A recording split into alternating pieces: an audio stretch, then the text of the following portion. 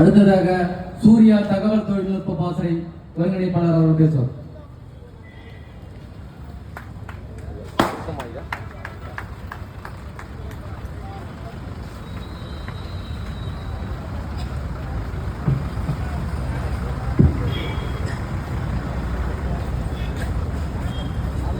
தமிழ் உணர்ச்சியோடும் எழுச்சியோடும் அமைந்திருக்கக்கூடிய என் தமிழ் சமூக சொந்தங்களுக்கும்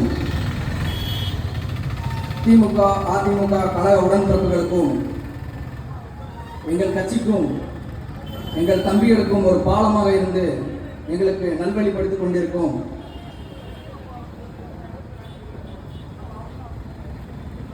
ஊடகம் மற்றும் துறைகளுக்கு சீமானின் மகன் சூர்யாவின் புரட்சிகரமான மாலை வணக்கம். ஏன் நாம் தமிழர் கட்சிக்கு வாக்கு செலுத்த வேண்டும்? எதற்காக செலுத்த வேண்டும்? எங்கள் ஆட்சி என்பது அனைத்து உயிர்களுக்குமான ஆட்சி, அனைத்து உயிர்களுக்கும் கொடுக்கக்கூடிய ஒரு ஆட்சி. மாற்றம் வேண்டும். இன்றைய மக்களின் சிந்தனை மாற்றம் வேண்டும், மாற்றம் வேண்டும். யாருக்கு யார் மாற்றம் வேண்டும்? திமுகவுக்கு அதிமுக மாற்றம், அதிமுகவுக்கு திமுக மாற்றம். மக்கள் கடைசியில் ஓட்டு போட்டு ஏமாற்றம். கடந்த 5 ஆண்டு காலங்களில், இந்த 5 ஆண்டு காலங்களில் இவர்கள் சாதித்து கிழித்தது என்னவென்றால் 38 பெண் குழந்தைகள் பாலியல் வன்கொடுமை, 33 விழுக்காடு ஏறி உள்ளது. இவர்கள் தமிழ் உணர்வை பற்றி பேசுகிறார்கள், அனைவருக்கும் சமத்துவத்தை பற்றி பேசுகிறார்கள். அப்படி என்னத்தை கிழிச்சு கப்பம் கட்டி வச்சுட்டேன்னு சொல்லிட்டு வீதிக்கு வீதி வந்து ஓட்டு கேட்கறீங்க. வெக்கமா இல்ல?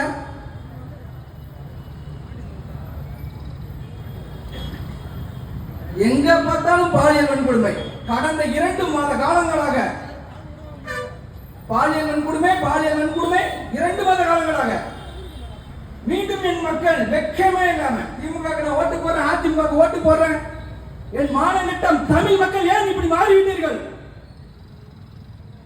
மனது வலிக்கிறது. 50 ஆண்டுகால கட்சி, 60 ஆண்டுகால கட்சி,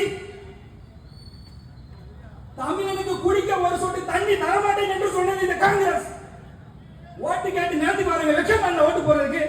என்னோட தமிழ் மக்களை பார்த்து கேட்கிறேன். நன்றி விசுவாசத்தை காட்டுறீங்களே, எதுல காட்டுறீங்க?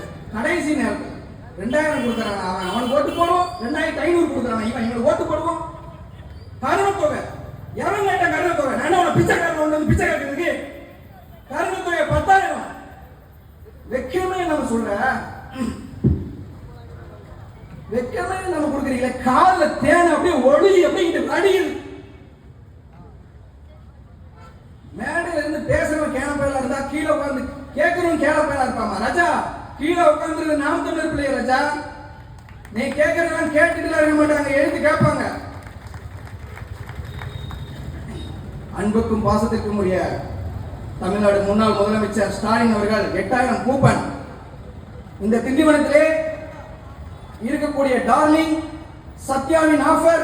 இந்த 8000 கூப்பனை கொண்டு போனா பிரிட்ஜ் தருவாங்க, ஏசி தருவாங்க, வாஷிங் மிஷின், கிரைண்டர், மயிரை தருவாங்க. 8000 ரூபாவா அடிச்சு விட வேண்டியது. பெரும் மதிப்பிற்குரிய முன்னாள் முதலமைச்சர் ஐயா எடப்பாடி சித்தப்பே ஒரு ஃப்ரிட்ஜ் ஒரு சிலிண்டர் வேணாம் கூட இவங்களை வச்சுக்கிட்டு என் அப்பா சீமான் சொன்னது போல இந்த பைத்தியக்கார பயில்கிட்ட மாட்டிக்கிட்டு நம்ம பாடுற பாடுறீங்க. இலவசம்னு கொடுத்து எங்க மக்களை ஓட்டாண்டி ஆக்கி வச்சுக்கிட்டு இருக்கீங்க. எங்க மக்களை வெக்கமா கூச்சமா மானம் இல்லாம ஓட்டை போட்டு தள்ளி ஓட்டு போட்டு முடிச்சுட்டு வந்ததுக்கு அப்புறம் பேசுவான். என்ன பேசுவான்? சரி இந்த தரையில பேருக்கு ஓட்ட போட்டேன். இலவச பேருந்து. அடுத்து இன்னொருத்தர் பக்கா மாசம். ஏன் நீ எதுக்கே கட்சி ஆரம்பிச்சேனே தெரியல. அன்னபூரணி, அது என்ன அன்னபூரணி சூப்பர் 6 அன்னபூரணி சூப்பர் 6. அவர் வந்து 6 சிலிண்டர் தூக்கிட்டு வருவாங்களாம். ஐயா கடையிலேயே சிலிண்டர் இல்லாம எல்லா உணவகத்திலையும் 25% 25 விழுக்காடு பணத்தை ஏற்றி வைத்துதான் வித்துக் கொண்டிருக்கிறார்கள் இன்றைய சென்னையில. இவர் 6 சிலிண்டர் கொண்டு வருவாரு. நானும் பேசக்கூடாதுன்னு சமூக ஊடகத்துல சும்மா அந்த திமுக அதிமுக பண்ற பிரச்சனையை பத்தி பேசுறவங்க ஒரு ஆள் கிடையாது பேசினா பிடிச்சு என்னை வெறி பிடிக்க வச்சுட்டு இருக்காங்க. மாற்றம் வேண்டும் சொல்லிட்டு புதுசா ஒண்ணு தூக்கிட்டு வந்தீங்கன்னா 2000 சித்தப்பு 2000 நான் 2500 ஏன் வைக்கவே இல்லையா? அது எப்படி இலவசத்தை கொடுத்து உங்ககிட்ட நாங்க அடிமை, நீங்க என்ன நாய் துண்டுக்கு எலும்பு போடுறீங்க? எங்களுக்கு நாய் என்னங்க எலும்பு போடுறது, எலும்பு தூக்கி போடுறதுக்கு? எங்க மக்களை இன்னும் உங்ககிட்ட கையேந்திர அம்மா தாயே இலவசத்தை கொடுங்கம்மா, தன்மானத்தோடு நாங்க வாழக்கூடாது, உங்களை எதிர்பார்த்து கொண்டே இருக்க வேண்டும். மான தமிழர்கள் புரிந்து கொள்ள வேண்டும், ஒவ்வொரு மான தமிழர்களும் புரிந்து கொள்ள வேண்டும். இவர்கள் இலவசம் என்ற பாதையை நம்மளை அழைத்து சென்று ஒண்ணு இல்ல ராஜா, சிம்பிள் தான். இவன் இன்னைக்கு 2000 கொடுக்க 2500 கொடுக்க நாளைக்கு எதுல கை வைப்பான் தெரியுமா?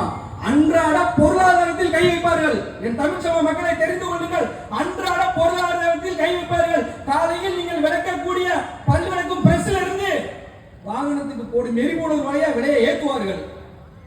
உங்களுக்கே தெரியாமல் ஜிஎஸ்டி, ஒரு ஹோட்டலில் 500 ரூபாய்க்கு நான் சாப்பிட்டேன் என்றால் 20 ரூபாய் ஜிஎஸ்டி. நான் சாப்பிட்ட உணவுக்கு நான் பணம் கட்டுறேன், எதுக்கு இலவசம் இல்லக்கா? அடுத்தடுத்து ஜிஎஸ்டி இருக்கு. எல்லாத்துக்கும் உங்களுக்கு அளந்துகிட்டே இருக்கணும் படி.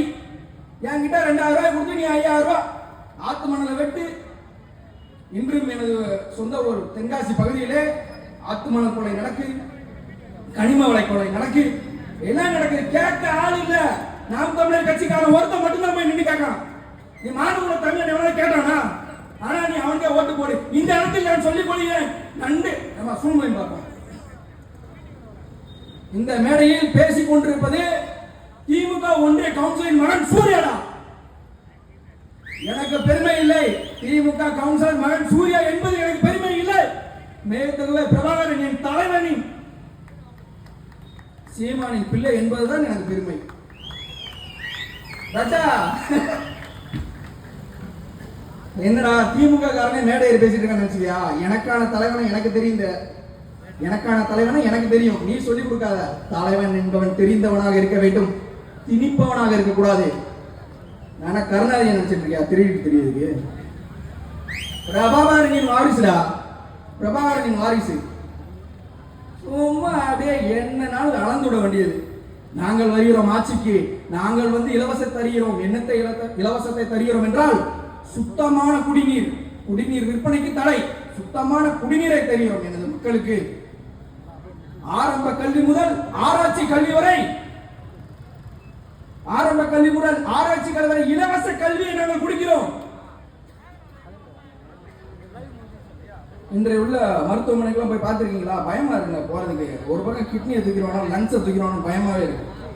உங்களுக்காக எங்களது ஆட்சியில் இலவச மருத்துவத்தை நாங்கள் கொடுக்கிறோம். இது எங்கள் தேர்தல் வாக்குறுதி. எங்கள் அண்ணன் பேச்சு முத்துவின் வாக்குறுதி என்னவென்றால், இந்த திண்டிவன பகுதியிலே ஒரு மதுபான கடைகள் இருக்காது என்பது எங்கள் வாக்குறுதி. மத்த எவ்வளவு கொடுக்க முடியுமா? முடியாது. சொல்லி பாருங்க. இந்த திண்டிவன பகுதியிலே ஒரு பெண் பிள்ளை மேலே நீ கை வைத்தால், பாலியல் வன்கொடுமை நடந்தால் உச்சபட்ச தண்டனை, மரண தண்டனை வழங்கப்படும் என்பது எங்கள் தேர்தல் வாக்குறுதி. உங்களால கொடுக்க முடியுமா? இல்லை, திராவிட கொடுத்திருந்தா உங்களால கொடுக்க முடியுமா? மரண தண்டனை கொடுக்கப்படும். இது பேச்சுடா, வாக்குறுதி. பிரபாகரன் பிள்ளையின் வாக்குறுதி.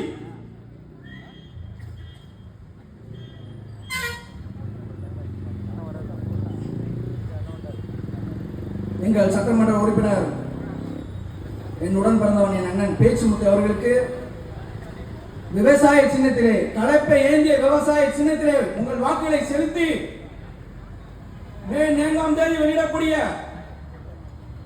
எங்கள் அண்ணன் வெற்றி பெற்று விட்டான். திண்டிவன தொகுதியிலே எங்கள் அண்ணன் வெற்றி பெற்று விட்டான் என்பதுதான் முதன்மை செய்தியாக இருக்க வேண்டும். என் அன்பார்ந்த திண்டிவன மக்களே, தெரிந்து கொள்ளுங்கள், உங்களது சின்னம் கலப்பை ஏந்திய விவசாயி.